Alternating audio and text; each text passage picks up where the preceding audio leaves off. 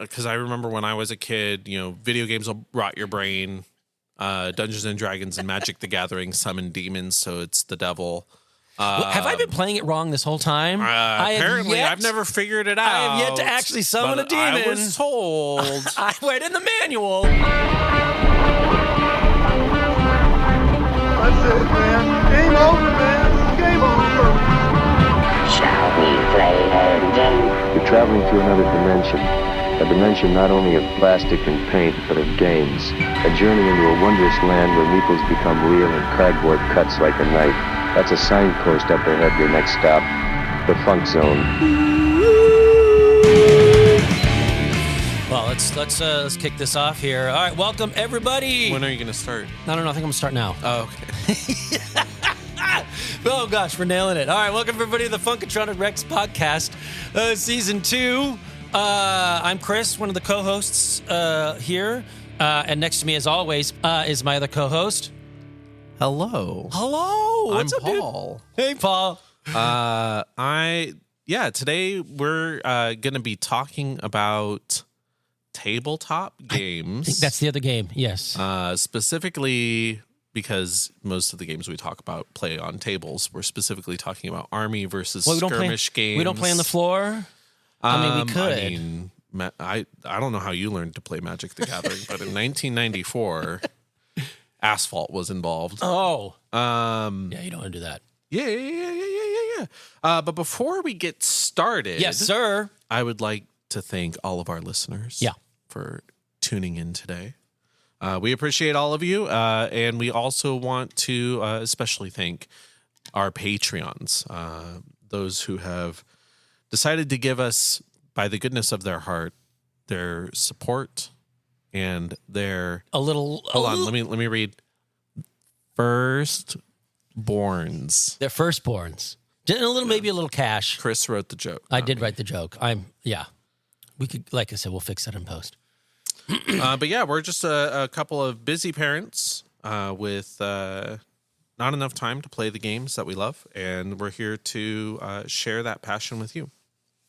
Excellent. Yeah. And anybody who decides to, I can't even remember what Mike has set up. There's $1 billion version on Patreon. $1 billion. So if anybody signs up for that, let us know. That'd be great. You've been a part of the community how long, and you don't know the $1 billion? Well, sorry. It's been a while. Sheesh. I know the joke doesn't get made as much as it used to. But it should, yes. I love hearing Mike cry out, $1 billion! I still $1 billion! I still do it. Don't spike the mic. Sorry. $1 billion. There you go. So, yes, today we want to talk about the tabletop games. The way I see it, the other 49% of the stuff that happens here in the store and almost any other game store out there, right? I mean, I would say as far as Funkatronic community is concerned, I would say Warhammer consists of easily, like, Magic's like a 45%. Warhammer's probably a good 45%. It's not as active, but we have a lot of people coming in and shopping and building their armies and painting, and they do a lot of that at home. So we don't see as many games played in the shop. It's definitely a huge active part of our community. So it's definitely worth talking about. Well, no, there's a lot. I mean, and that's the thing that I think we'll touch on is the idea of the hobbying time versus gaming time. And I think that's a big thing that tabletop gaming relies on. Yeah. Doing your work.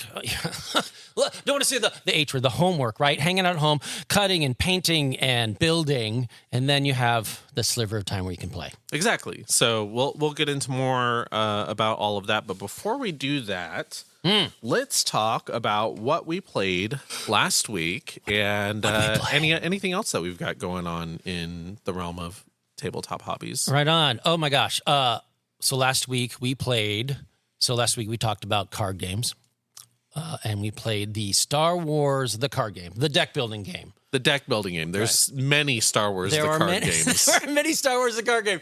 Yeah, it's not copyrighted by anybody at all. Paul, you brought in your version of the, I would say the original trilogy or a classic version, and then there's a Clone Wars. Clone edition. Wars. Yep. To be fair, you brought yours in as well. We just didn't need it. No. You got to have backups, right? Just in case somebody just in case forgets something. spills. Right. Although yours is sleeved and organized, and mine is like, I don't think I've even opened this thing yet. As I do. Right. I love the fact that like so much paraphernalia is out there, and this applies to tabletop gaming and card gaming. Is like, if you just want to go, I don't know if I can say this, if you just want to raw dog it, I'll probably cut that out. But if you just want to open your box Dog is fine. and play your cards, like you could totally do that. Right. But the amount of people that kind of look at you askance and go, they clutch the pearls and be like, my God, man, his cards aren't sleeved. My God, they're not double sleeved, like triple sleeved. And it took me a bit to be like, I'm just playing cards, right? I'm just playing with toys.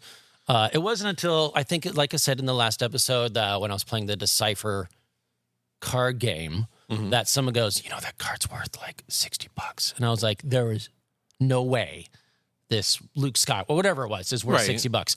And, we went to the store, and the guy's like, oh, yeah, like, traded that in. I'll trade you if you got an extra one. And I'm like, well, yeah, I got 2. And he's like, well, it trades you $60. I'm like, so how much are card sleeves?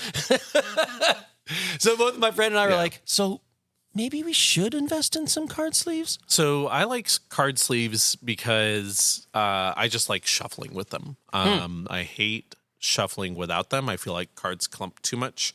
So I sleeve all of my card games specifically for the sake of shuffling. If a game doesn't require much shuffling, I won't sleeve it. Oh, okay. Oh my gosh, I'm like exactly the opposite. Oh yeah? Hanging out playing Star Wars Unlimited, which is the current one I'm playing right now. Me trying to figure out how to shuffle, because I'm watching and I'm learning. Like, what does that person do? What do they do? And I'm like, so I'm seeing people like put the piles out and mix the piles and spread it all over the table, or actually doing that triggers me. Yeah, you're like, stop. Or the least efficient way to do it. Or the actual like 52 card, you're a Vegas dealer. That bothers a lot of people, but that one doesn't bother me. If you take care, you're not going to bend the cards too much, as it were. They do bend, but it's not as big a deal. But so my thing is like with the sleeves, now you do a mass shuffle.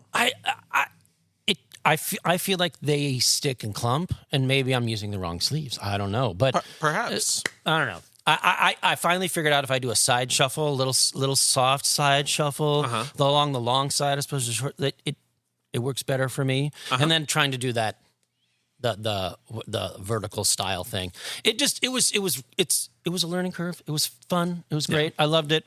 But playing with your version of the Star Wars card game, the deck builder, I just for the what do you call it, the TLDR, too long didn't read. I thought it was really fun. Yeah, it was great. We had played it once before when the game first came out. Yep. It was a really fun game to revisit. So for people that don't know what we're talking about, the Star Wars, the deck building game. Star Wars, the deck building game is the name of this board game, and it's a board game that we currently have in stock at the shop. Yep. We have the original version, not the Clone Wars version currently. But if you do want the Clone Wars version or another game that we talk about on the show, feel free to ask the folks behind the counter to see if it's something that we can get ordered for you. So the Star Wars deck building game, we talked a little bit about deck builders last week, and basically it's a board game. It comes with all the cards you need. It effectively comes with 3 decks. Right. There's the Rebel deck, the Empire deck, and then there's a neutral deck. Yep. The neutral deck's about half the size of individually each of the other 2. You shuffle all of those together. All 3 decks get shuffled together, and then each player starts with an identical set of 12 cards. Everybody has the same starting hand, which is a great... Well, not hand, but the same starting deck. Right. You draw 6, and then you play out cards that make you money, play out cards that attack. And then you buy cards. Yep. So that's you buy so you splay out 6 cards.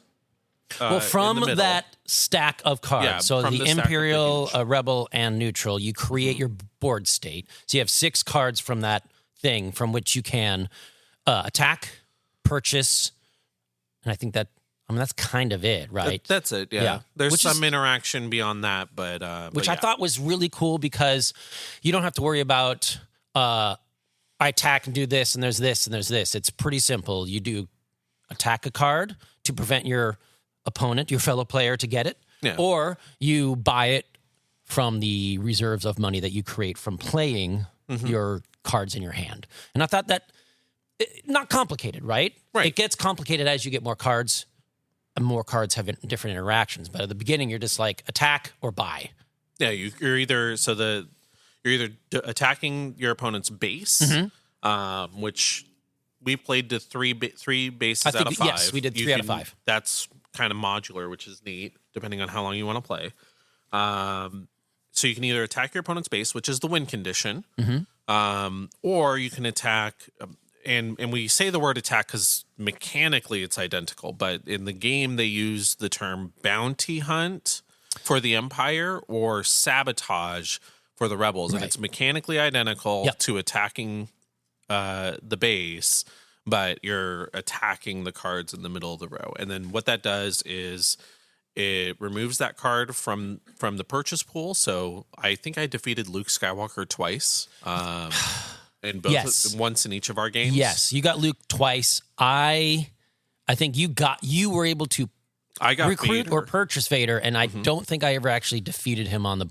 I in think the you center. defeated him in the first game, Was it but the not first the game? second Yeah. one. And I never got to play him because the game was over before then. I have my guy. Oh, So, but yeah, it was a ton of fun. It's a nice, simple game. Yeah. A couple of people watched us play as the shop kind of opened up and people were coming in. And after the game, a couple people came up and was like, "What game was that? That looked like a lot of fun." Yeah. So definitely worth checking out. We should have a copy in the library if you want to try it before you buy it. I know we had one for a long time. So definitely a cool game. yeah. What else do we want to say about it? I think we about covered it. I think. Well, honestly, I think that's it. If you are interested in exploring TCG style, like collectible card game style stuff, but don't want to jump in the deep end of buying a bunch of cards, that's where deck builders, I think, shine. And we did mention that idea of like you can just get this box and get the taste of building decks without a huge card pool, Right. which is great. You just have a stack of whatever that was, 90 cards. The randomization of the board that allows you to sabotage or whatever and buy stuff. I mean, I really, like I said, I love that simplistic mechanic that allows you to have a fun game and then you can build upon it. And I think we mentioned this while we were playing. The one thing I'm hoping they do is, much like other deck builders, is just like a little expansion. Just, Yeah. maybe a little bit. Just give me Well, a I little extra. liked with the Clone Wars one, you can mix and match. So you can take the Separatists and have them fight against the Empire. So you can take either of the good, quote unquote, I'm going to, air quotes good guys, air quotes bad guys, and switch them between the two games. Yeah, because clearly the Empire are the good guys. Clearly. Paul, stop it. So where were we at? I think, wrapping that up, Yeah. the idea of that game, if anybody's interested in a deck building style game that doesn't want to get into a serious collecting style, those two are fun. It is a Star Wars skin, so obviously that's appealing to many people. So it definitely goes on the recommendation of, and it's not too expensive, right? I play it with my kid. He's 12. He still looks at me funny because I'm making him play a game that's not, a video game. But he gets it. What do you mean? The pictures don't move? Right? I mean, What is this, a kid's game? He just touches the cards. Dad's is not doing anything. That's not a button, dude. Just going to ignore my Back to the Future reference. Got it. Sorry. I did. I totally. Got to use your would. hands? Got to use my hands? 1.21 gigawatts. I did want to say one of the things that I really liked about we played it twice. One of the things I really liked about it is you won the first game, right? And then pretty handily, might I add. But then I won the second game, also pretty handily. Right. I think that was just kind of a luck of the draw. But the game never felt unfair. It never felt like there wasn't a chance. Although there was a moment or two where I think the whole board, all the cards on the board was all Empire. And that was how it was in the first game, too. And the first game was almost all Rebel. Yeah. So clearly my sleeves did a bad job at shuffling. I definitely blame there. I blame your sleeves. Full circle. So yeah, so if you're a fan of Star Wars, if you want to try a card game that doesn't require you to build a deck ahead of time. Yep. If you want to just have something, even if you're like a fan of Star Wars Unlimited and you want a nice little palate cleanser before getting into the nitty gritty of a more mechanically complex game, this is a great game for that. And we played 2 games in half hour, 40 minutes? I think it was about an hour to play both games. So time commitment, again, it checks a lot of the boxes for both of us. So it was really good. Cool. So next up, we wanted to talk about, we'll fix it in post. Well, we're going to talk about tabletop gaming. Yes, tabletop gaming. Because I remember when I was a kid, video games will rot your brain. Dungeons and Dragons and Magic the Gathering summon demons, so it's the devil.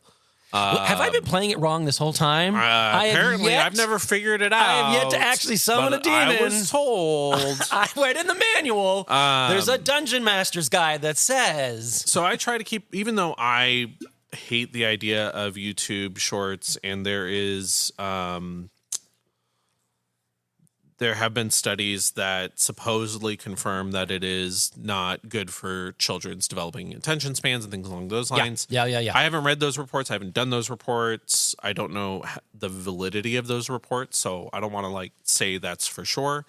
So I try to keep an open mind about it because I don't want to be that parent that says, well, this new and hip thing is bad. Because every generation has that. If you listen to the radio, rock music, and this thing called the interwebs, and your Facebook, kids and your Elvis Presley, get off the Beatles, get off my lawn. Yes, but for some reason, I totally agree. I'm like, and I just think it's something that happens as every generation has something about the newest generation. You're like, why are you doing that? Oh, yeah, absolutely. So for whatever reason, trying to get the kid off of that to play games that are social, that interact, that build this connection of talking to people, hanging out. Or that just challenge you to actually think. Shh, don't do that. That's what I love about games. Exactly. And I think that's one of the cool things about card games and tabletop games is that they do challenge you to expand your mental toolbox, right? I think one of the great things that you talked about in the last episode, and I'll probably reference it several times, is the idea of exercising that muscle, right? When you're building decks, which I'm not that good at, if you keep doing it and you work on it, you exercise that muscle in your brain, right? So as you do that more and more, you get more comfortable doing it with cards. Mm-hmm. And then as you do it more and more, you get more comfortable doing it with your little army guys. So you go pew pew. Yeah. Right? Yeah, you learn. I put this card in or this unit in. I've played a couple games with it. It's not doing it for me. It doesn't do what I thought it did. Right. Or I don't have enough units that deal with melee guys, or I don't have enough units that deal with vehicles. So you adjust your list, you adjust your deck. Right. It's a huge learning process, which I think is, and we'll get there, is one of the challenges, but also one of the cool things about it. Yeah. I think there's a lot of parallels between tabletop games and card games, both good and bad. Yep. But I think that's really cool, and that's something that I'm ready to dive into. Yeah. So for someone that doesn't play tabletop miniature games, I've played a couple here and there. I've played, I think, an army game maybe 3 or 4 times. And even then, I think a couple of those times I played it more at a skirmish level. Yeah. I played skirmish games a lot. Not Good. a lot, but I've played them More several than- times. more than the tabletop. More than Army. an army game. Yeah. So why should someone play a tabletop miniatures game? Tabletop games allow me to be very creative in building stuff, painting stuff, creating the tabletop. And also, like I said, for the card games, it's a great way to hang out, spend some time with a friend or meet a new friend, make some memories, tell these stories on the table. Because even today, whenever I run into the people I used to play Marvel Crisis Protocol with, that we've played a few times, we still come with, remember the time when my guy did this and I rolled the dice and I had to do this? So to me, I think that is one of the big draws of hanging out and creating these stories. Not unlike when you're doing a role-playing game. Right. You will you have this session of... You remember that time when Daredevil went in to hit 4 guys and missed every single time? 3 times in a row? Dice will dice. Yep. Right? Or like the time, all I got to do is, as long as I don't roll a critical miss, and of course, what do? Critical miss or whatever. Like my high school friends back in the day when I was doing a lot more role playing, like to this day, and it's been a few minutes since I've been in high school. To this day, we still talk about those moments, those stories that happened, those events. We're like, dude, do you remember the time when I did this and I rolled a 20 and it just blew up? We all love talking about that. Yeah. And I think that card games and tabletop and games in general, but card games and tabletop games, I think more particularly have that capability to do that. Yeah. Tabletop games for me are a little more immersive, right? Okay. Card games are, you have your cards, you play Right. the game, and you're hanging out. But a tabletop game is you are in a world, right? If only I could do that movie guy voice.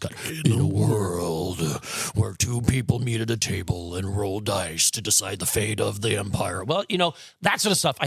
I love it. Yeah. I think it's very cool. It definitely helps with the imagination part of it and kind of visualizing the storytelling. Whereas a game like, we talked a little bit about Arkham Horror last week. Arkham Horror does a really good job at telling the story with the cards. But Magic the Gathering struggles a little bit. Right. Why is this character jumping into a car that's piloted by cats and it's attacking this invisible deific planeswalker thing that whatever the player is? And it definitely the Magic the Gathering does a poorer job at holding your hand through the narrative of the game. And correct me if I'm wrong, but Magic the Gathering does try to do each set is a story. There's a theme, a story behind it. For the most part.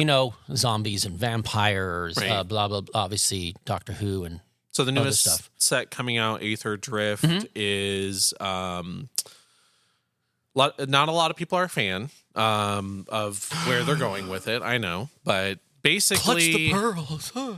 Last year or 2 years ago, we had the Phyrexians came through and they tried to take over all of the multiverse, and they opened these portals by infecting a tree that could kind of teleport people through. So like the Norse world tree, there's a tree that's connected to everything. That's exactly what it's based off of. There you go. So they infected the world tree. The world tree, they used that to invade the other planes. And then afterwards, when they lose, because they're the bad guys, they're actually the good guys, fight me.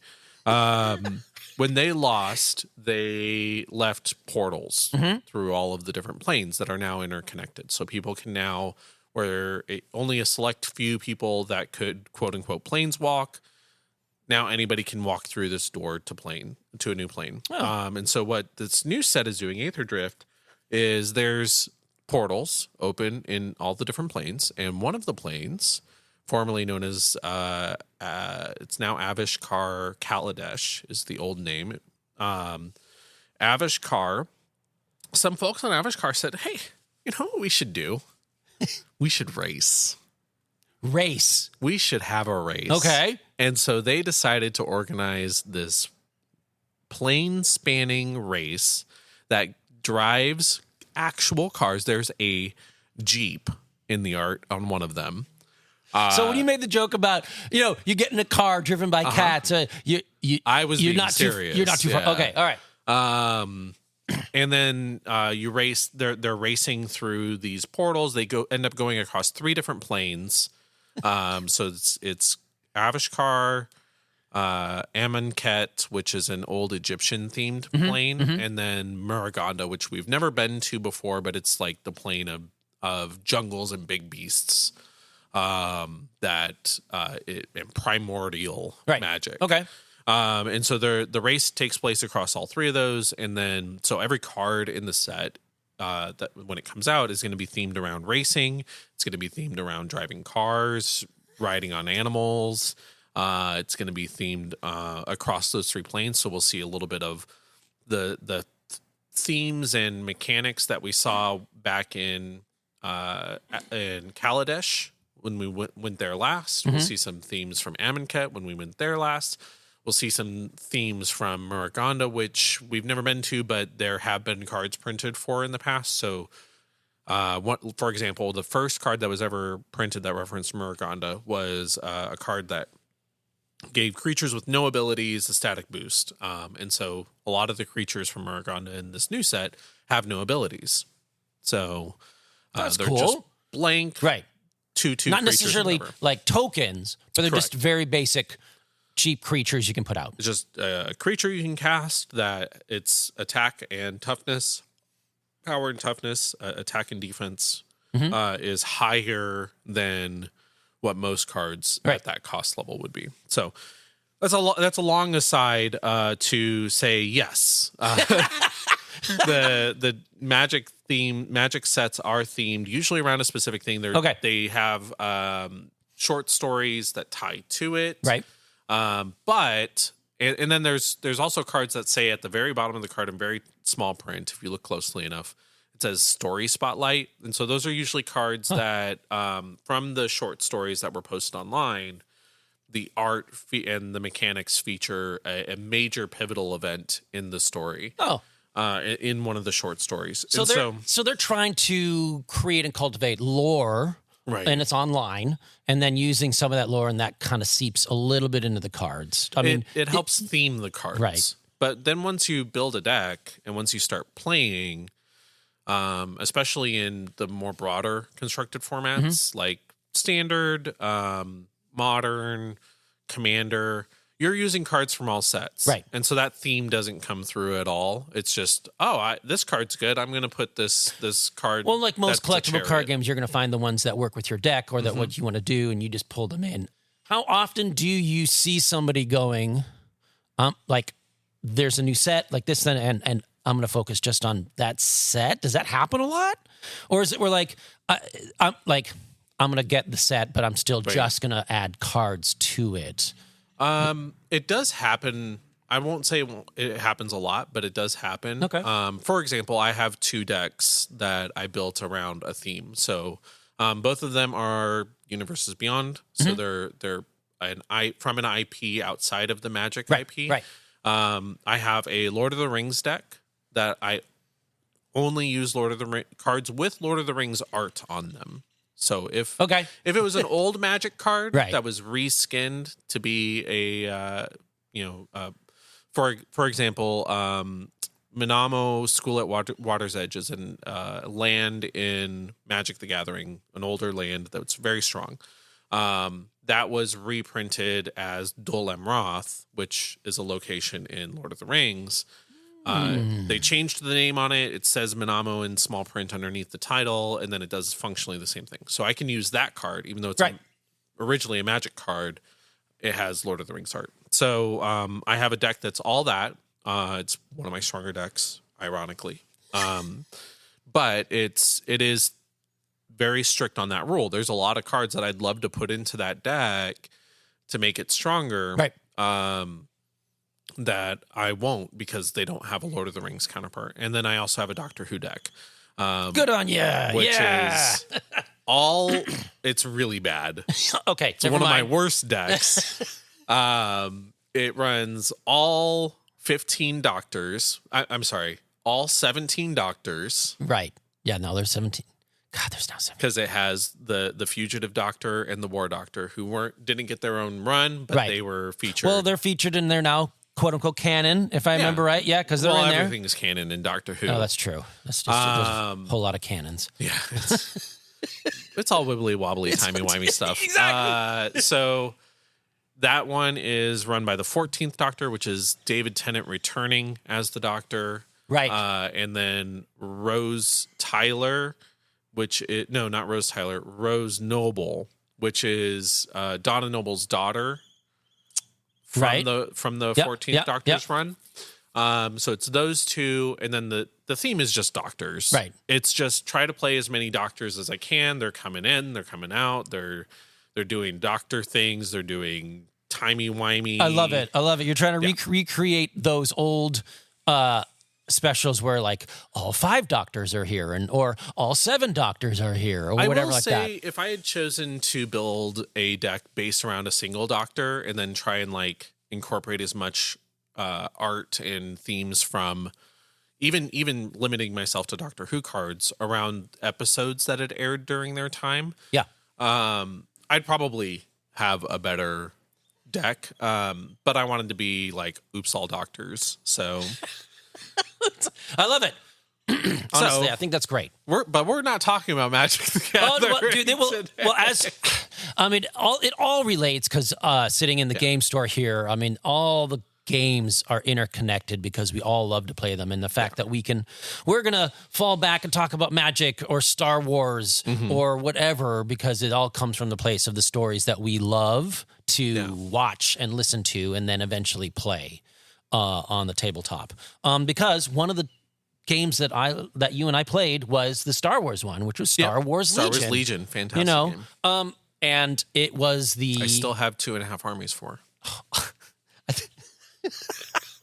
I think I have the same thing. I think I have 2.5 armies. I might actually just have 2 because I started obviously with the Rebels, and then once the Republic stuff came out, I switched over to doing a little bit more Republic, and now I kind of like 3/4 assed like I've got a bunch of Rebels and some.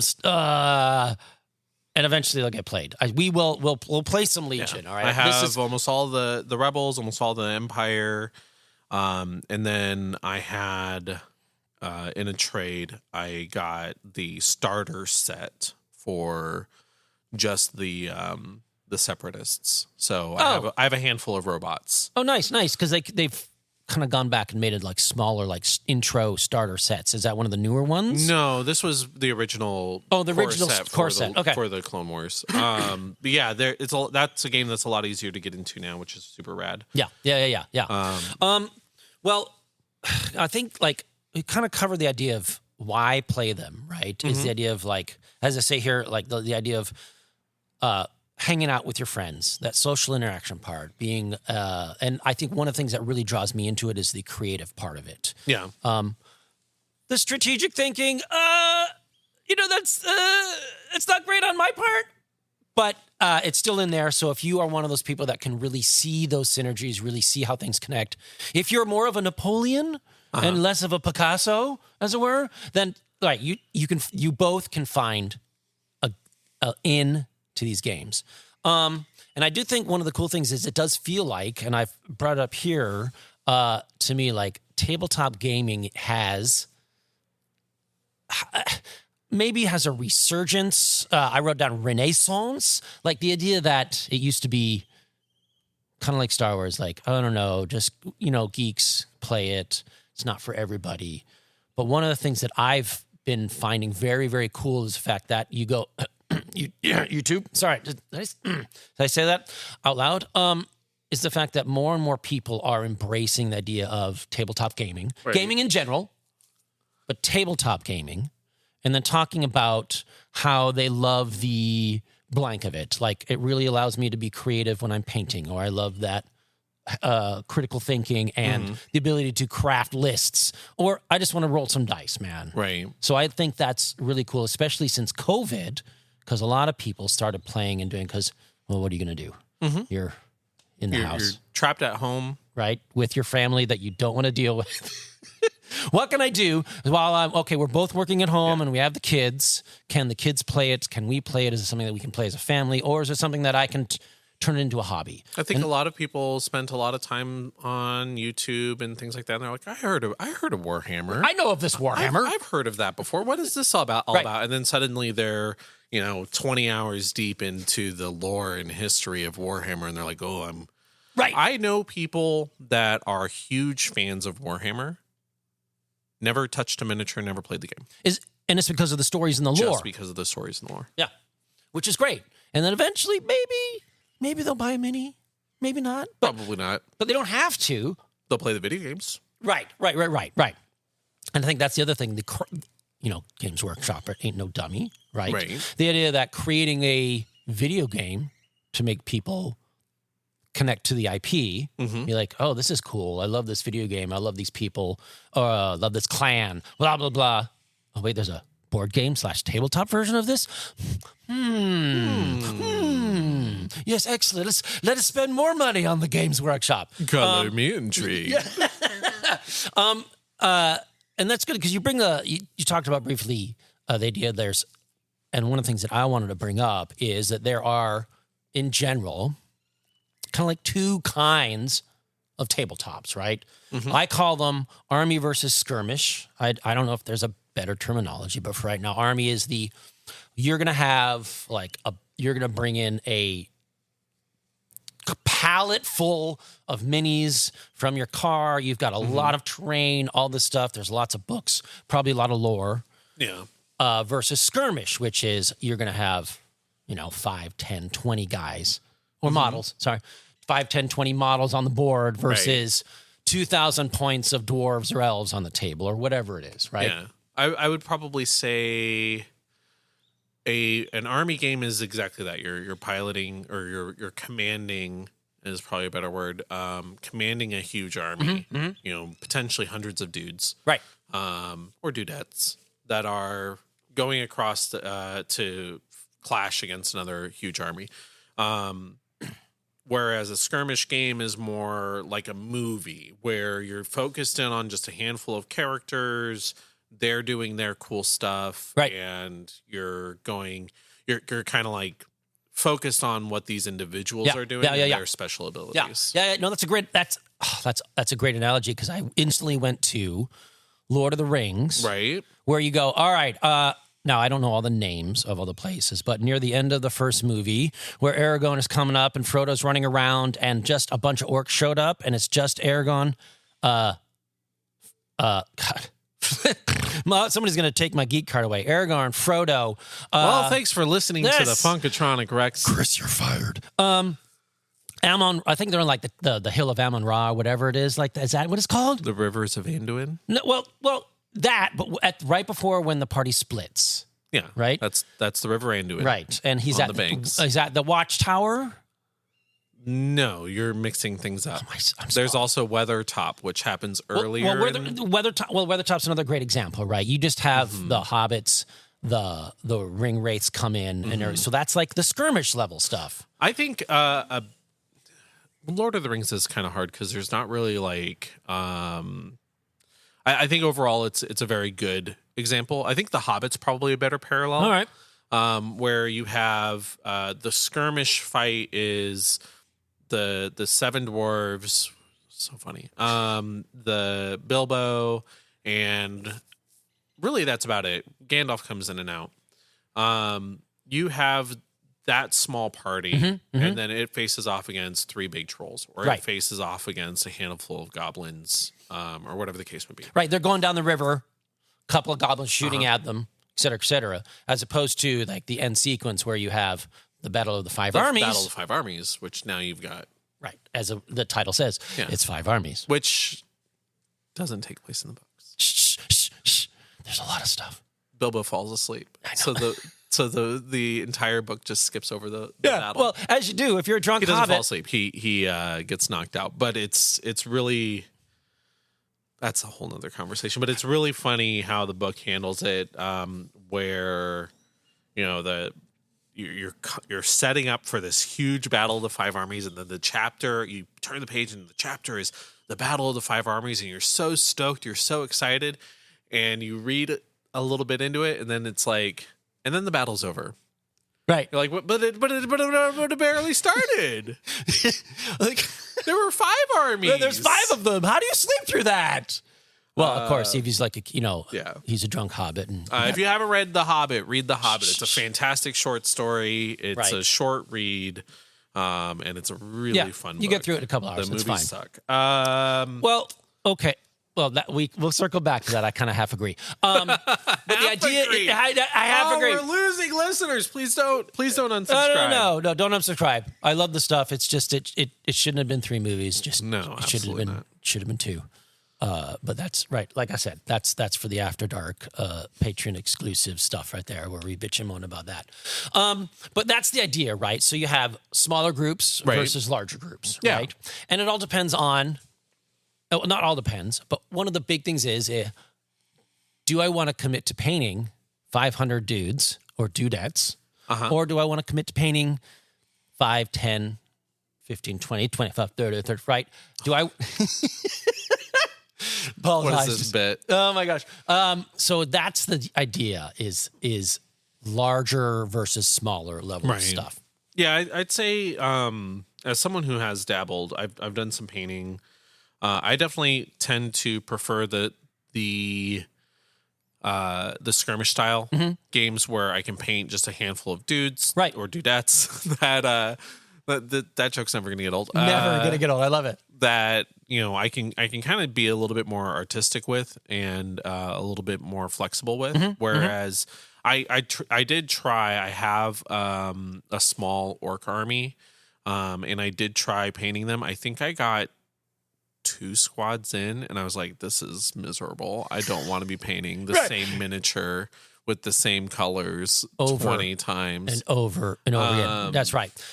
So let's start with the smaller one, I guess, the skirmish version. There's several, there's a bunch of different ones out there.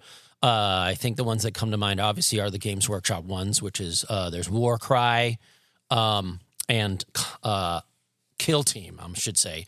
So Warcry is their fantasy one based off of Sigmar. Right. Kill Team is the sci-fi one, grimdark one based off of 40K. And there's also a big one, Infinity, Frostgrave I've written down. There's a new one coming out, which honestly is kind of like I'm going to say the K word, a Kickstarter / thing called Malediction. No, just say no. So the idea don't do is, it. I already did. Don't do it. I did it. Okay, to all you listeners that have a brain, don't do it. Just stay away. Just stay away from Kickstarter. If it's worth your money, it'll be accessible afterwards. And if they're doing stuff that you feel like you're going to miss out on, it's not worth it. It's not even worth supporting. Yeah. That's a predatory business practice that we should not be supporting. But that's a whole nother conversation. That's another show. We're going to do a special again. So a couple other games that I would probably lump under skirmish games, and maybe I'm wrong, is we talked about Marvel Crisis Protocol a little bit. That I think that one definitely falls under it. There's also the new Star Wars one, Shatterpoint. Yep. Which I have access to an army. I don't own it, but I have access to the starter box. So so do I. Because I do own it. Because you do own it. Of course you do. It's Star Wars. It's Star Wars. Yes, there's a swath of Star Wars games that just stare at me as I'm working at my desk. I used to buy everything Star Wars, and I can no longer afford these things. Yes. It's become too much. Well, now there's so much of it. Yeah. There's so much of it. But you're right. So Marvel Crisis Protocol, Star Wars, those are big IPs. Right. Games Workshop stuff, the Infinity things. So all of these things are big names. So they have their, some of them have a larger version. And of course, they're not stupid. They're going to make a smaller version. Of course. To make it a little easier. one of the things that I love about I fell in love with Marvel Crisis Protocol the moment it came out. But I love about the skirmish style games is that like I said, less stuff to bring in, right? You get, let's say, like Marvel Crisis Protocol is a great example. You're going to bring in 10 models. You don't have to bring in, if you're at a store like this, you can usually use the terrain here. So you can just bring in your models and your cards, and it's easier to go. I feel like it is a step or two above like Magic or an unlimited thing. I got my deck of cards, Right. which includes the playing cards and the character cards, and I've only got my 10 minis and my dice. Yeah. And that's it. So it's great. Setup is easier for me. Usually they're played on a smaller board. So again, as we say, with tabletop, you're playing it on a table. So a lot of these bigger games are like 6 foot by 4 foot tables or whatever. So they're larger, so you got more stuff to fill. Marvel Crisis Protocol and I think Shatterpoint and stuff play on stuff that is around like a 3 foot square. Okay. Yeah. So if you have a smaller table at home, or like in the store here, you can set up, you could fit 2 games on a table, but frankly, you have room for the game and then room for your accessories and all the accessories. So many accessories. So less space, less stuff, which is great. Now, the one thing that I don't think you can shy away from is just because it's a smaller game doesn't mean there's less strategery, less tactical. I think stuff. it's more tactical. Yeah. More tactical, less strategic. Right, because you have less guys, right? Less dudes and dudettes. Love it, God. Yep. To move around so you can focus on how they move, how they're going to interact with the terrain, how they're going to interact with the objectives, like the actual game, and then how they're going to interact with your opponent. Versus, I have a block of 10 guys, a block of 10 guys, I have a block of 20 guys, whatever. How are they going to move around? So so it's different, but it can be just as challenging, especially if you're me, because you're like, what does this guy do again? I think just based on what little bit I know about, skirmish versus army, the biggest difference I think between the two from a terrain perspective is terrain matters a lot more in skirmish, or at least it's important in both. Yeah. But I think because one unit is easier to hide behind terrain and things like that, the terrain rules tend to be more impactful overall. I think so. I haven't played a lot of 40K or Sigmar, honestly. But I know enough that they do have terrain rules, right? They have a few things. But I know that. But it's not like in, say, Marvel Crisis Protocol, where this, you have to climb up, so you can throw stuff, you can do stuff, depending on the size, it'll do things. So I think you're right. Like, terrain in a skirmish version can have more of an impact.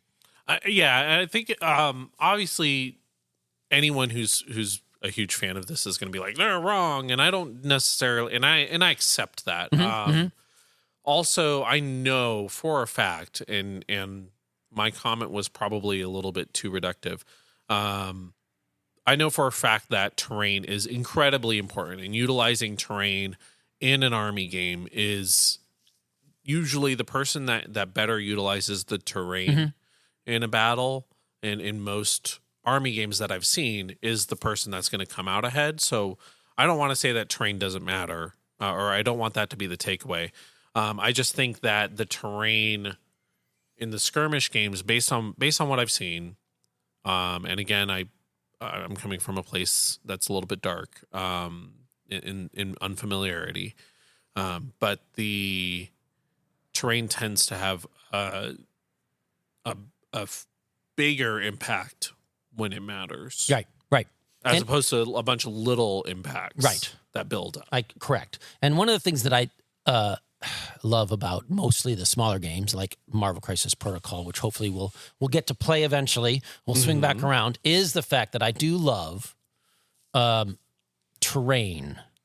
I think like building and making and doing and painting all that terrain for me is like, I can make this look like a New York City block, or I'm going to make the X-Men mansion. All my terrain's unpainted. Oh, damn you, Paul. That's fine. I don't have time for that. Ain't nobody got time for that. Now, it's not to say that you can't make really cool terrain for the tabletops, but just for me, that interaction I think is cooler. I think skirmish games have a little bit of an edge with the interaction and the way the way it works out. One other skirmish game that I do want to touch on before we move on, that I think is a very important one, given our location, BattleTech. Oh my gosh! Well, all right, okay. There's a question. I have yet to play it. I haven't played it yet either. So if anybody out there, Miles, I'm looking at you across the airwaves. Is BattleTech a skirmish or an army? My understanding is that it's more skirmish? akin. Yeah, okay. It's more akin to skirmish because it's usually like I think I've usually seen like 3 to 7 or 3 to 8 units on a side, and it's played on a larger.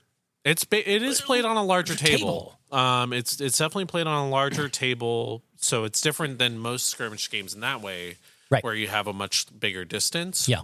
Because I know from Star Wars Legion, Star Wars Legion had semi-objectives that you can put out there. Legion was very objective focused, and I know Warhammer is now too. And Warhammer is at least when because I started playing Sigmar right before 4th edition, and 40K right before 10th edition. So I don't get all the history of that. But I think they're all, honestly, I would say they're all going to be focused on the idea of an objective, because that's usually how you're going to score the points. Not only can you shoot your opponent's army, but obviously shooting that army to prevent them from scoring points on objectives is going to be the big thing, especially if you got like a Hulk throwing buildings around to take people off objectives versus a big dragon, stuff like that. So same idea. So I would think that their objectives on the whole are pretty important on all of them. And I don't know if they use objectives in BattleTech. BattleTech to me is more like, I'm pretty sure BattleTech does use objectives. Yeah. I'm all right. Well, fairly confident. If anybody knows, or we'll talk to Miles, or put in the comments below, like, yes, you dummies, it uses objectives. Yeah. Mike's turning over. Yes, Mike is rolling in his eyes are rolling. He's yelling at us from his house. In his grave. He's dead. He's dead. He's no, dead. He's not dead. He's dead. No. But BattleTech is definitely like giant robots fighting each other, right? Yeah. It's giant mechs. Giant mechs, which I think is don't get me wrong, that definitely has an appeal, but I do not need another game. Right. I oh my gosh. I've heard nothing but good things about it. Well, yes. And Mike and the other people who play here do spout pretty much nothing but good things about it. I think we're going to have someone teach us how to play. Yeah. Well, the next time we come around, we'll try to play a little BattleTech. I think that'd be great. We'll have to find some time. So army games. Army games. We've talked a little bit about them as a point of comparison, but right. Let's be a bit more specific to them. For army games, obviously the similarities are you're still going to have your dudes and dudettes, but army games have a much larger amount as opposed to having a unit, which is, depending on the game, 1 or 2 figures, 1 or 2 units. Your unit's going to have 10 to 20 guys. Okay. Right? So you have this massive amount of stuff. More army, more better. More right? dudes, more dudettes. More dudes and more dudettes. That's the name of the show right now. Yeah, right. More dudes and more dudettes. Obviously, we talked about it. There's 40K, there's Sigmar, Kings of War, stuff like that. All of those are examples of that. Now, I've played Kings of War. You have? Yeah. Nice. It's one of the only army games I've played. Nice. So it's Star Wars Legion, Kings of War. Played Kings of War back in 2012. Oof. And I played exclusively with paper. No miniatures. I had cut out cardboard and I printed out the grid because it's a formation game. Okay. You have to have all your miniatures in a formation. And so what my friends were doing is they were doing that same thing, but then they'd put the miniatures on the cardboard so that way they could easily move them. So I skipped the miniature part, went straight to the cardboard, and I played it once. It was a really fun game. I really enjoyed it. So basically, you had like little cardboard squares with cardboard squares in it. Like this is my unit of guys, and you moved it around the table. It was like a cardboard grid, and then I hand wrote the name of the oh my gosh squad or whatever. That's fantastic. I mean, people do that all the time, especially with, not all the time, but the ability to do that now with, say, 3D printing, being able to print something out at home as opposed to buying it, but being able to play the game before you invest in it, I think is a really cool thing. Some games do that, some games don't. I like the idea of like print and play at home, see if you like it, and then you can invest your $150 into it. Yeah, that was definitely the intention. Is if I had played it more, if my friends and I decided to play it more often, then that was definitely something that fiscally allowing, I would have started buying models for. To fill out, but I could try out the different armies, try out the different squads, the units, and find out which ones worked the best for me before I invested on it. That was a really cool thing. Some games don't permit for that. Warhammer and Age of Sigmar, they're not what we call like model agnostic. Like you can bring whatever. Warhammer, well, here in the store, if you just bring in your Lego guys, no one's gonna. You might get a few eye rolls, but no one's going to be like, dude, let's just play the game. The dice as long as it's not an organized play event, right? They have very specific rules, right. But bring in your stuff and play the game, which is important. I think it's better to get together and play games, right? And I think you bring up a really cool point of the idea of like trying to build a larger scale army as opposed to having a skirmish level group, like. From our Marvel Crisis Protocol, you got 10 guys. In Sigmar, you've got 10 units of 10 guys or whatever, right? You have so many more units to manage, resources to think about. How do they interact with terrain or each other? How far apart are we? Because you have synergies between units and all that stuff. And sometimes I'm just like, oh yeah, I wanted to keep my guy closer to my warlord because they give him a bonus and now they're like 4 feet away. Right. Nuts. Why would I want to? So I mentioned earlier that I got my orc army. It's like the starter box and a couple of other units that I got that somebody had traded in, and I traded some stuff that I wasn't using anymore for it. I've got that stuff sitting in a box. It's all there. Some of it needs to be painted. Some of it I painted. Why should I pull that box out, go through the stress of painting all of those things? Why should I do that? Convince me. I'm ready. That's a question we ask each other every day. Why should we do that? Well, first off, but why do people do that? Why do people pick to play army games when you can just play a skirmish game or you can play something else? I think for the most part, it is the idea of being like a general, a commander of a large force. Like I am imagining Napoleon on the battlefield and he's got all these regiments around. How would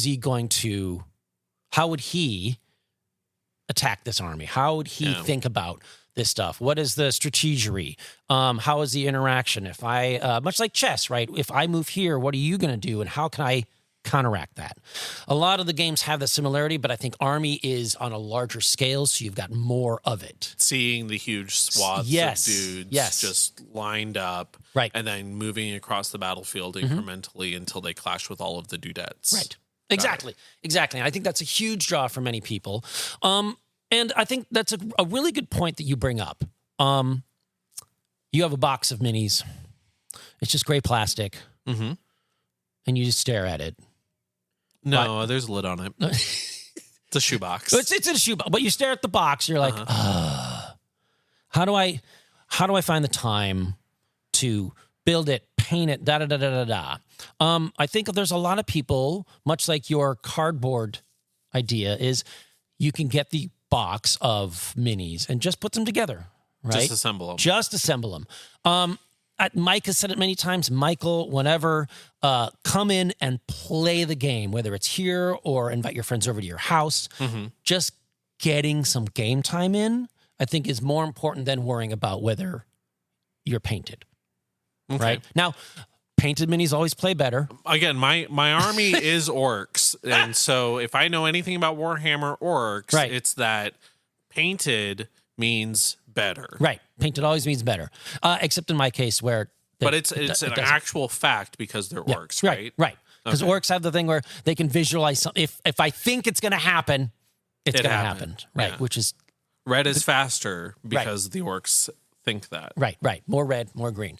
So I think that's one of the big draws of that is more guys, more dudes, more dudettes. And you don't have to paint them all. Like people come in many times. I think we had a 40K event here, which was really awesome. I think the events have to be painted, right? Or If it's an official like Warhammer thing, that you could get points for and stuff like that. But if it's just a store event, okay, just like a casual, right, like right, hey, a we're gonna have casual bunch of people tournament coming in. yeah. At least for this one because it was a casual tournament. People didn't have their whole armies painted. I didn't have all my army painted. Oh my goodness! I know. So as a barrier to play. Just throw it out the window. You don't have to worry about painting it. Building it, obviously, step one. Like you can just move little bases around, but it's not as much fun. No, the cardboard things definitely was not fun. Right. I had fun playing the game, but I was the entire time my little cardboard angels were just like they just paled in comparison to Right. the dwarves that I was going up against. Oh my God. Right. Exactly. So for me, my thing is obviously build it and play. Then get a little primer on there. Just cover it up. And then Right. slowly One build unit at a time. one unit at a time. So do paint you your think? guys. So I've heard of like batch painting where you just like pour out one color and then you hit a bunch of units with that one color. Do you think that's going to be better, or do you think it's just dependent on the person, their preference, their time? I've done both because I think in Marvel Crisis Protocol and in the Games Workshop games, you have heroes and you've got units.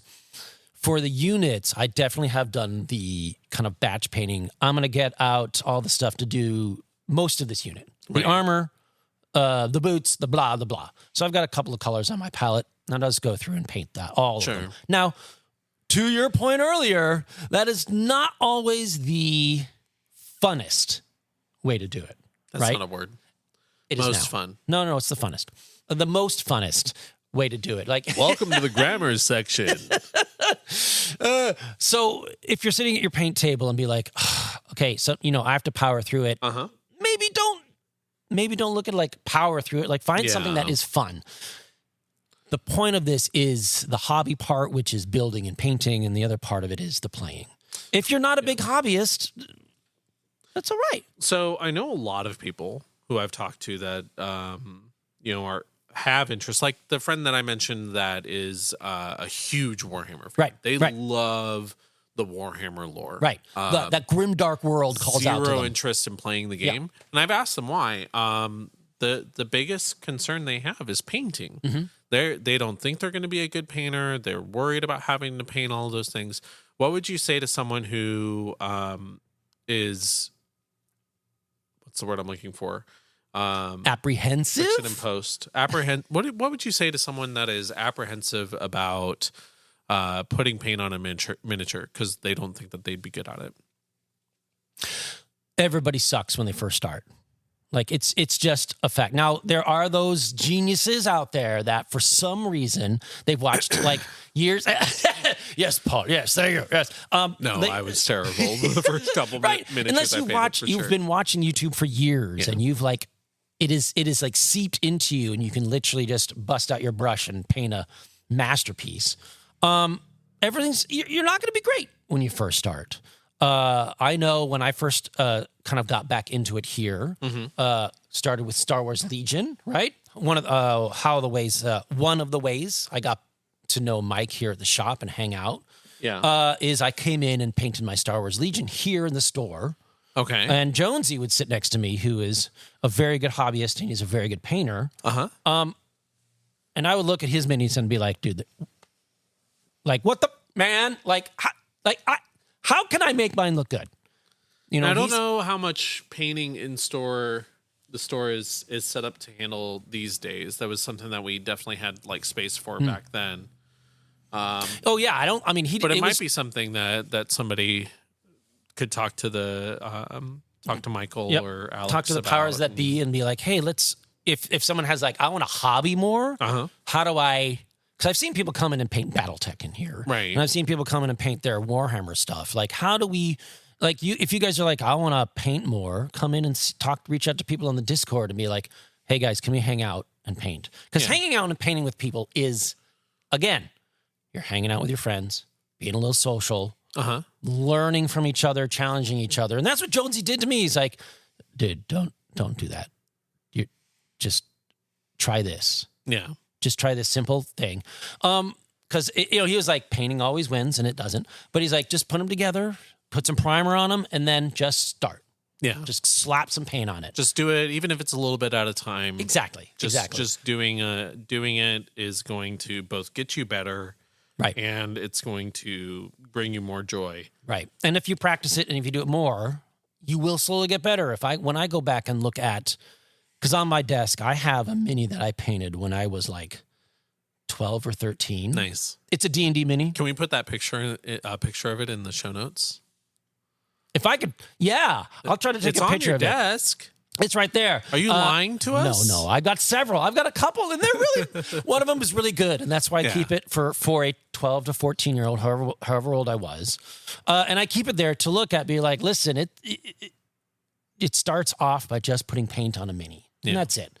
So if anybody's like, I don't know, I don't want to start, I'm scared. Listen, it's just like learning how to drive and you first merge onto that highway. Yeah. Everybody wears the brown pants that first time. I think what a lot of people don't realize is it's really easy to strip paint from a miniature as well. So if you do mess it up and you're not happy with the outcome, if your first mini that you paint, you should never throw that away. You should never strip it. You should never, the first couple, repaint over it. Keep it. But the second one, if you decide later on that you want to go back and you want to repaint that now that you have more practice and more skill at it because you've been doing it, it's not hard to strip that paint off of it and to give it another go. And you don't have to go out and rebuy the model. You don't have to go out and do anything. You just soak it in some. I mean, there's people solution. that do eBay rescues, right? You buy a mini off of eBay and be like, all right, they don't play anymore. Painting's not great. I'm going to do it. So, funny side story. Speaking of painting, I've been working on some Marvel Crisis Protocol miniatures, and I have posted it on my Instagram. So I've got Weapon X, right? Wolverine's one of my favorite characters. He's one of the reasons why I love comics. One of the reasons why I got into Marvel Crisis Protocol, because it has the mutants. And I knew there's going to be a Wolverine out there. I'm like, yes. So it's Weapon X. It's all skin tones, right? The classic Weapon X from the comic books. He's got that bitchin' helmet, the weird metallic thing. Diaper, yes. But it's all his skin and his claws. That model scares me. Not going to lie. Yeah, flesh tones are hard. So there's another model out there called the Blob.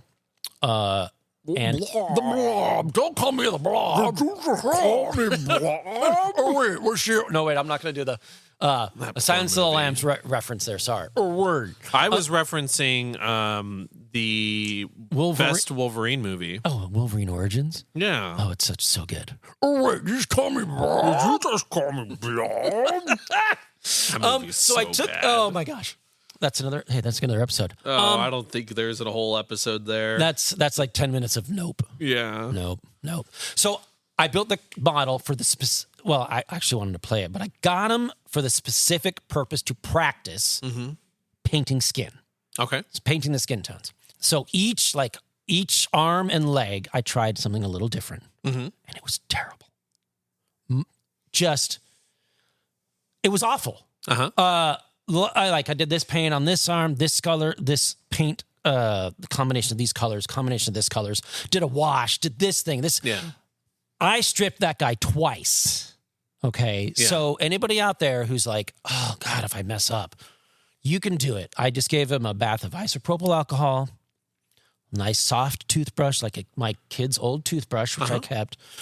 And I just brushed them off, let them in all the stuff, and I tried it again, and I bleeped it up again. Yeah. And then I reprimed them and tried it one more time. No, that didn't.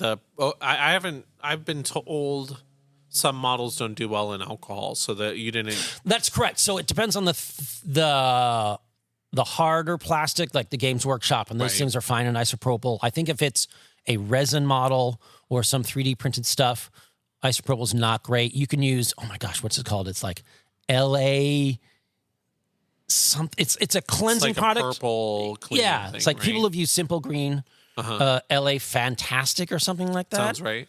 La Fantastique. Oh my gosh, is it La Fan? I have no. I swear, La Fantastique. So if you have a different type of model, do research online, take a look to make sure whatever cleansing product you're using is okay for your model. But this being a Marvel Crisis Protocol harder plastic, the isopropyl is fine. Yeah. It's fine. Now, and the great thing is after doing that practice, I tried to work through the process of painting that because skin is hard. One of the harder things to paint out there. And right now, I'm really happy with how Weapon X is turning out because I screwed up a bunch of times. On the blob. On the blob. Because normally, when I first build a model, the first thing I try to do is obviously build it and then do a zenithal prime of it. Okay. So I think that kind of makes it look noirish. It's like a black and white comic book or black and white cartoon. Gives a little definition, looks great on the table, go for it. If that's all you play, you're done. Yeah, so for the folks that don't know, how do you do that? Well, so zenithal prime is you do a darker prime on the base, usually black. Some people do. So you spray paint the whole thing black. Okay. Whole darn thing. And you could do that with the spray primer we have from Monument Hobbies here, which I think is awesome. They're very good. Or airbrush, or you can brush primer on. I can't really recommend that. Are you allowed to do that? You are. They are. Oh, okay. Yeah. It's mostly for like if you missed a spot and you want to get in there. But Gotcha. rattle can or primer. So paint it all black. And then take a gray or white, a lighter color. It doesn't even have to be white, a lighter color. Some people do metallics. When I was painting my elves, I did silver because that was a lot of the silver. Helped me move along. Cool. And then do it from, in essence, where would the sun or the light be shining on this model, right? So if you hold it in front of you, if its eyes are looking at a certain direction, go, oh, okay, and then you, and that, so you build that up until it's a lighter color, or maybe all the way up to white, and then that's called a zenithal prime, because you're getting the zenithal angle of the light on it.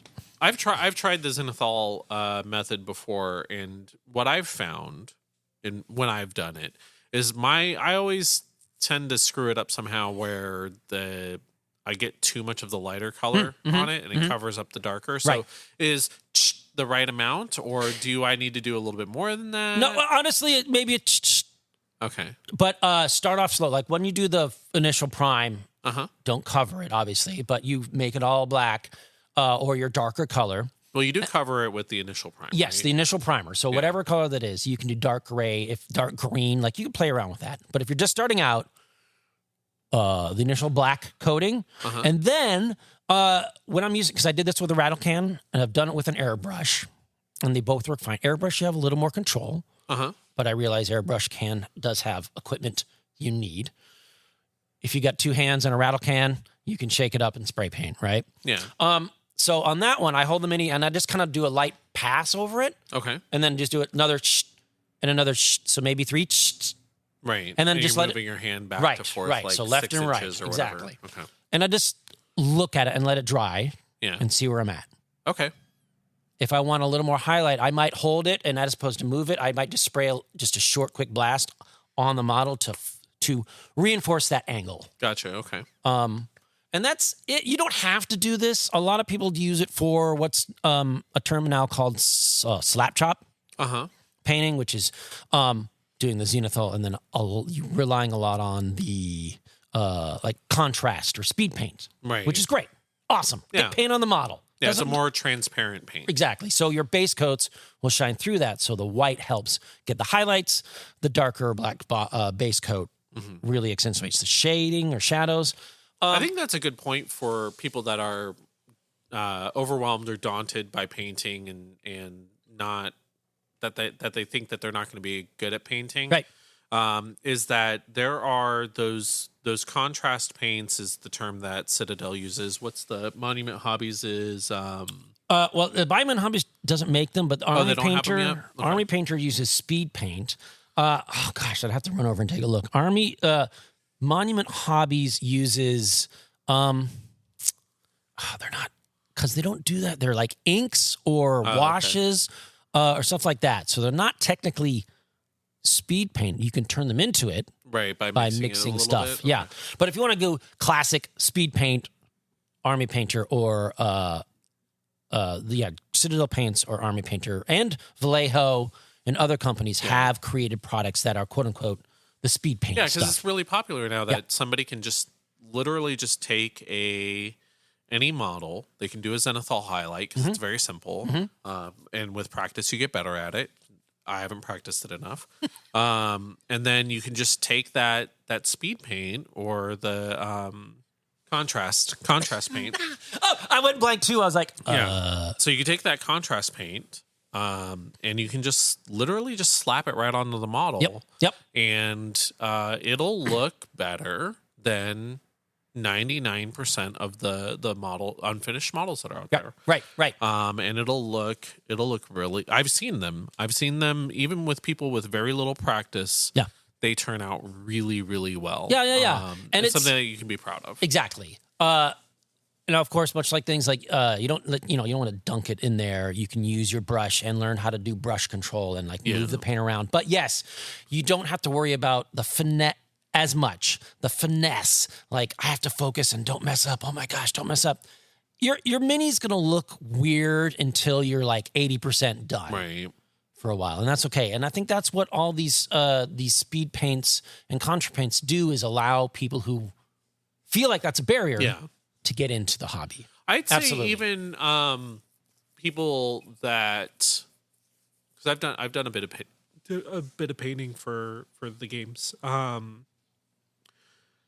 think that it's even for people that don't want to paint. Like they're just not interested at all. They don't want to learn this skill. Right. They don't want to try it out, but they do like the idea of being that Napoleon commanding the huge army. I think a zenithal paint job looks great. Yeah. It's like, Frank Miller did black and white comics for ages and they all look wonderful and they are works of literal art.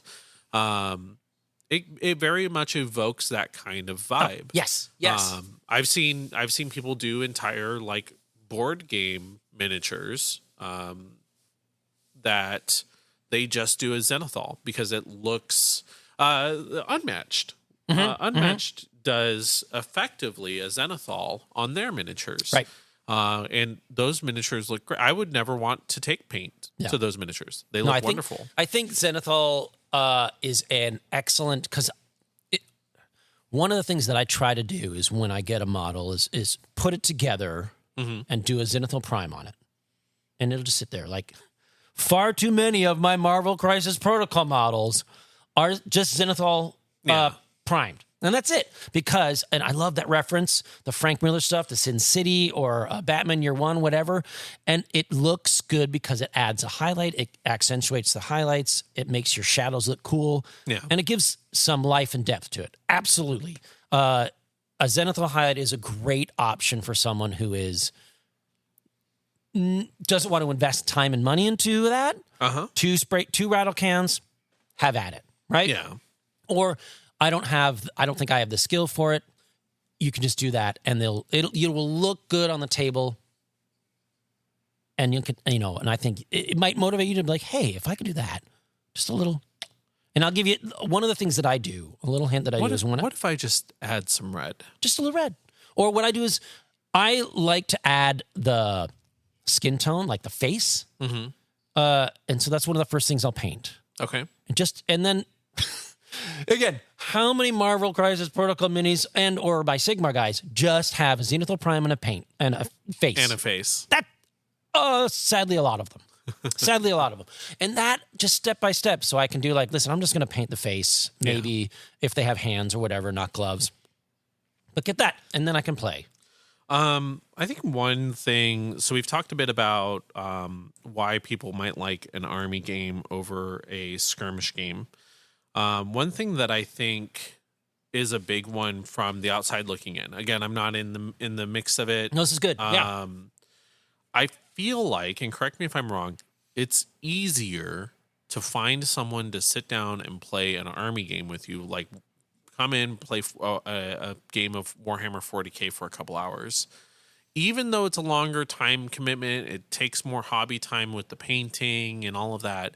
It tends to be easier to find someone to play Warhammer 40K with, or even Age of Sigmar to a lesser extent, than it is to find someone to play a skirmish game like Marvel Crisis Protocol or even Like Shatterpoint or something like that. Yeah. Yeah. Kill Team. Right. I've seen people post about Kill Team here and there, but like I still see for every one Kill Team post, I see 5 or 6 other hey, I'm looking for someone to play, my 1,000 point, 1,500 point army. Right. I've got these points. Who wants to play? I've got 1,000, 1,500, 2,000. I think that, in my humble opinion, I just think that with the player base that Games Workshop has, there are more people that play 40K and Sigmar. They're all, I think they're all popular and the fan base is building. But if you go to a random game store, if you're visiting in town, 9 times out of 10, you'll see someone playing a Warhammer game as opposed to other stuff. Just because I just think it's saturation, right? And I think one kind of begets the other, right? Like, for example, Magic. We talked a bit last week about one of the reasons I play Magic is because I can always find a game for it. Right. I'd much rather play a lot of other games than Magic that I think are mechanically just better games. But because I can reliably just come into the shop on a Magic day, and I know I'm going to get at least one game in most circumstances, that leads me to want to spend more time and more money on supporting that game and with my hobby time. No, I agree. Now, I do want to preface that by if you build it, they will come. So if you do want to play more Shatterpoint, Marvel Crisis Protocol, you want to play more Kill Team. If you want to get more into a skirmish game and you're having trouble finding, or you're worried that you'll have trouble finding a player, for example, Shatterpoint and Marvel Crisis Protocol are games that the shop has supported in the past. Currently, you cannot walk in and just grab a box off the shelf. However, the shop will special order. So if you do want Weapon X for your Marvel Crisis Protocol, and you haven't picked it up yet, the shop will special order it for you. It might just take a couple days. But for those folks that do want to get into those games, because they are wonderful games, just start playing them. Yeah. Well, I think that's just start.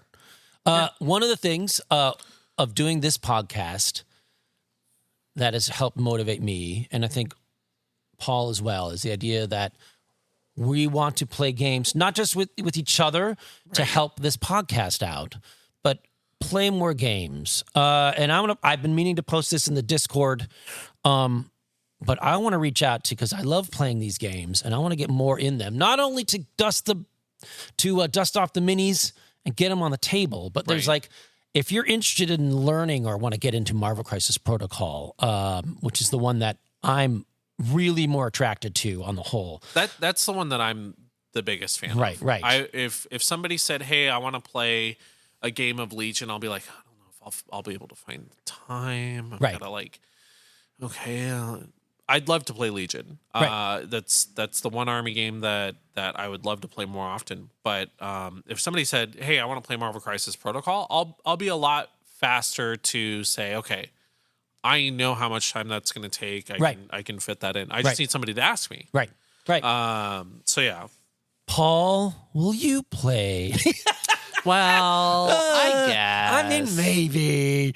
No, I think that's a valid point. One of the things that skirmish games have over army games is they both take some time to set up. So that turn 0 stuff is there. But the actual games, most of them have a round limit, 4, 5, 6 rounds. But skirmish games, since you have less stuff to move, right, less stuff to interact with, they do play quicker, which for both you and I, that is a huge benefit, a huge draw. I can come in and play 2 games of Protocol, MCP, when it would take me like a game of Sigmar, just time wise. Because I'm not that fast at either of them. But just like knowing that, like if I set up a game, I can get 2 of MCP versus 1 of Sigmar. That makes me lean a little bit toward wanting to play MCP more. Yeah. More gaming time, and that gaming time is put to, I don't know, better use, better focus, whatever. Not that I'm against playing Sigmar or 40K. But again, one of the things that draws me to it is the theme, the skin, the IP, right? Yeah. Sigmar and 40K, as you said, has a huge lore, huge background. They've been around for decades, right? Star Wars has been around for a long time as well. Marvel comics have been around a long time as well, right? So both of those IPs draw me in as a fan, and then also as a gamer geek, basically. So when I saw Marvel Crisis Protocol, I was like, oh, that's the game for me. Speaks to you. That speaks to me. Because I can play even Cyclops. though it's not Star Wars. Even though it's not Star Wars. Well, Star Wars, I can play my Obi-Wan Kenobi. I can play my Luke, right? Whatever. I can play those guys. But I think with MCP, I can play, like, X-Men is my jam. I can play whatever X-Men team I want. Yeah. And to me, it really adds to the fun. I really like what it feels like to play Marvel Crisis Protocol in that you've got very, very individualistic units. Each character, each hero, each villain is very mechanically unique, and they do synergize, with their team in most cases. So one of the things that I've always liked about Marvel Crisis Protocol is that, when I'm playing Cyclops, I feel like Cyclops. I'm commanding the rest of the team. I'm doing it from range and blasting things. If I want to play Wolverine, I'm getting into the thick of it. I'm hard to brawling defeat. in there. I'm the best at what I do, and what I do isn't very nice. If I'm playing Daredevil, I'm missing all the time because I can't see what I'm doing all the time. No, that's a joke for anyone. Michael gets that joke. And I think that was the game that you and I played. But every time I've put Daredevil to the field, just dice with dice, and you're like, can't roll to save my life. He's right in front of you. Who's right in front of me? He's right in front of you. Oh my gosh. My Daredevil mini does not have his sonar sense or whatever it's called. Yep. It's turned off. The paint's blocking it. That's right. Oh, you didn't do the zenithal paint? There's no light? Mine's fully painted. Oh, okay. My Daredevil is fully painted. Nice. That was one that I did get done. Nice. But one of the things that is cool about, I think, the skirmish games versus army games is army games have your units and your heroes and your generals, right? So they all interact. They do give bonuses if you're within range or whatever. But I think like the skirmish games allows you to focus on the hero, right? That one unit, that one dude or dudette that does something really cool that you like. I think you can focus on it. Like, I love sending Wolverine in. I'm going to roll some dice. I'm going to hack and slash. I'm going to send, Beast is going to do his Beast things or whatever. I think that's really cool. And it's only a model, like as opposed to a unit. Yeah. Like I'm painting my hero. I'm painting one guy. After a bit, you can go through and paint. I mean, I can get a MCP guy done. I can get a Marvel Crisis Protocol. I'm going to get a Marvel Crisis Protocol model done within a day or two, right? Yeah. Like primed, ready to rock. That's not happening with a Warhammer unit. Like unless I'm sitting down and painting for a while and I have the time to do it and mental fortitude to do it, that takes a lot more energy to do. That's why I'm like, I'm just going to paint these 2 guys. I'm going to paint this box. Yeah. Because usually Marvel Crisis Protocol comes 2 people in a box. The cards, the character cards, the little extra action cards that you have, and all the crisis cards. And I think it's doable. Like, I can see I can get these 2 heroes done. I do like that the Marvel Crisis Protocol minis are, they're all very varied for the most part. There's a lot of reds and yellows. There's a lot of reds and yellows, and there's a lot of tactical rocks. You know, like I'm doing my Captain Morgan pose on this rock here. Hey guys, look over there. But there's, even though there's a lot of greens too. Oh my goodness. Well, exactly. But the old comic book colors, like they're like, which is cheaper? What's is easier? Those are the inks we have. So yes, that's. But the miniatures are very varied, so you're not just painting the same miniature over and over again. And then on top of that, they're a little bit larger. It's a little bit of a larger scale. Yes. Yeah. So you can get a little bit more into the details and things like that. I wish I knew. There's a little bit easier. There's a name for. I think is it called. Correct me if I'm wrong in the comments or on the Discord. You can yell at me, but I think Marvel Crisis Protocol is what they call heroic. So it's a little bit bigger. So the heroes are a little bit. Face. Yeah. For those listening at home, Paul made a what the hell face. So they're that. It was a face. I don't know face. So as opposed to the heroes in Warhammer, they're a little bit bigger, and so with that size, you get some cooler detail. Yeah, which is great. But yeah, I mean, a lot of people look at this painting and hobbying side of it because as I've gone through and done both the Warhammer stuff, the skirmish stuff, I am personally more of a hobbyist, right? I am 60% hobby, 30% game. Yeah. I know there's extra percentage floating out there, and that's just, life. So when I look at this, I'm like, do I want to paint this model? I'm probably definitely want to play it, but do I want to paint it? Do I want to spend my hobby time on it? Mm-hmm. And that's one of the things, again, why Star Wars and Marvel wins out a little bit more. Because, like, heck yeah, I want to paint my Weapon X. Like, yeah, I do. Do I want to paint? I want those red and blue wires. That's right. Do I want to paint 10 spearmen? Let me pay that chastity belt. Oh, yeah. Yes, that's right. No fun for you, Weapon X. You are locked away in your little cage. Yeah. Oh my gosh. Meanwhile, Wolverine is got more children canonically than any other hero. Right.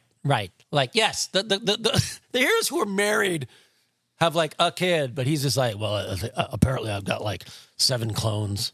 And of course they're all clones, but yeah. The chastity belt is working, don't worry. Apparently they never took it off. It's just collecting. Oh my gosh. So I think that's to kind of bring it semi-full circle. One of the reasons why I lean toward the skirmish versus the army is that, like, I feel like I can hobby, right? Get my hobby fix in easier.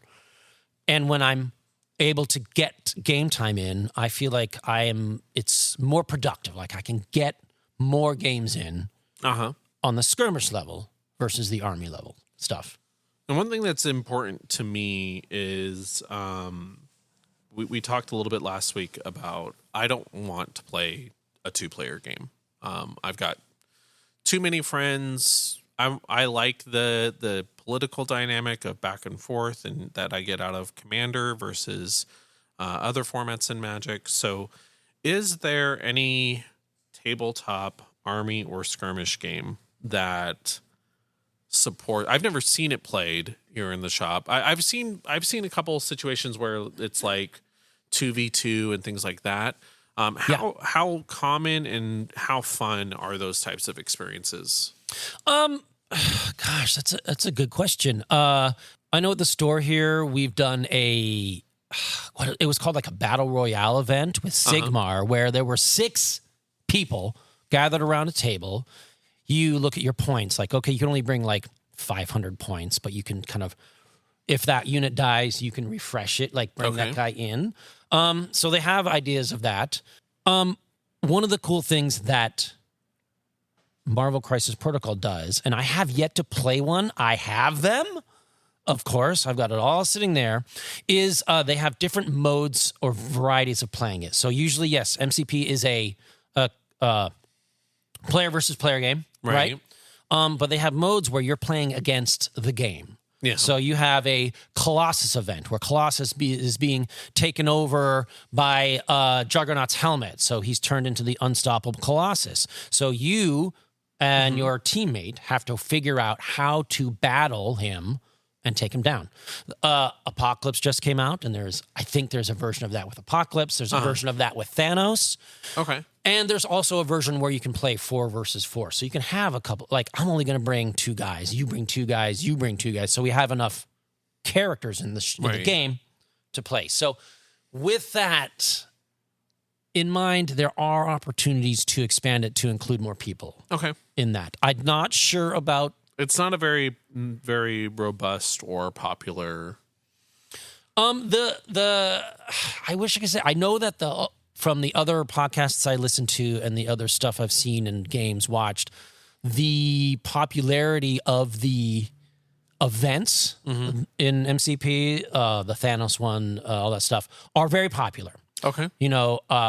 So they are out there, and a lot of people use them to get people into the game. Like, you don't have to have stuff. Yeah. I've, quote unquote, I've got all the stuff, guys. As you guys, right? As we said about the card games, I've got all the stuff. Yeah. I'll bring in and set up the table. All you have to do is come in and enjoy playing a Marvel miniatures game. Okay, cool. There is the opportunity to play multiplayer games if you're into that. Absolutely. Yeah. Cool. Sweet. Oh, I'll get it. I got it. So to the listeners, yes, I'd like to know what game. It's all right. It's okay. We'll wait. Someone get the phone. You're fine, Alex. You're We'll fine. do it live. Oh, ladies and gentlemen, we have a live caller on the Funkatronic Rex podcast phone line. Please come in. Funkatronic games and more. This is Paul.